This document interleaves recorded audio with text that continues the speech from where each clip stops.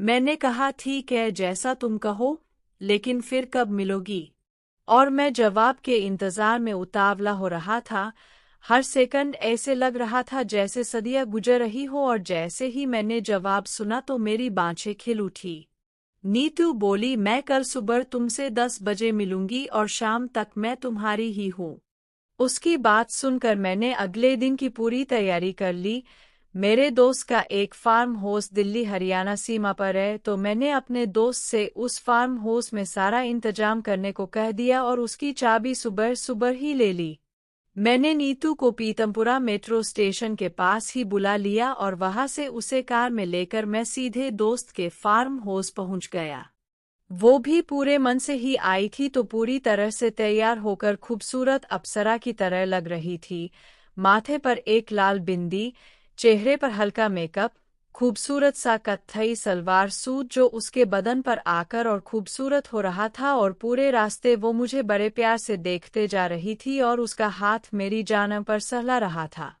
जब हम farm house पर पहुंचे तो मेरे कहे अनुसार वहां कोई भी नहीं था।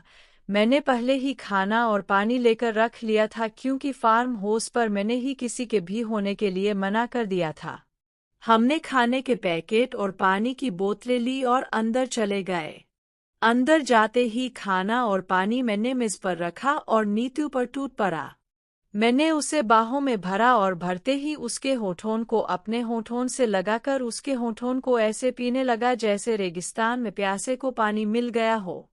मैं उसके होठों का रसपान कर रहा था और वो भी मेरे होठों को पूरी तल्लीनता से चूस रही थी। और फिर मैंने और देर न करते हुए उसे उठाया और उठाकर मैंने नीतू को सीधे बिस्तर पर लेटा दिया और उसके ऊपर आकर उसके बालों से खेलता हुआ उसके होठों को फिर से चूमने लगा। उसके बाद उसके उरोजों को सहलाने लगा। उसके बाद मैंने और देर न करते हुए सीधे नीतू के कपड़े उतारने पर ध्यान दिया, और अगले कुछ पलों में नीतू की कुर्ती और उसकी सलवार जमीन पर पड़ी हुई थी। नीतू कत्थई रंग की ब्रा और पैंटी में गजब की लग रही थी। उसका गोरा बदन उस रंगीन अंतर्वस्त्र में क़यामत ही था। नीतू की सुंदरता बताने के लिए यही कह सकता हूँ कि वो 5-4 गोरा बदन, रेशमी बाल, बड़ी बड़ी आंखें, प्यारे प्यारे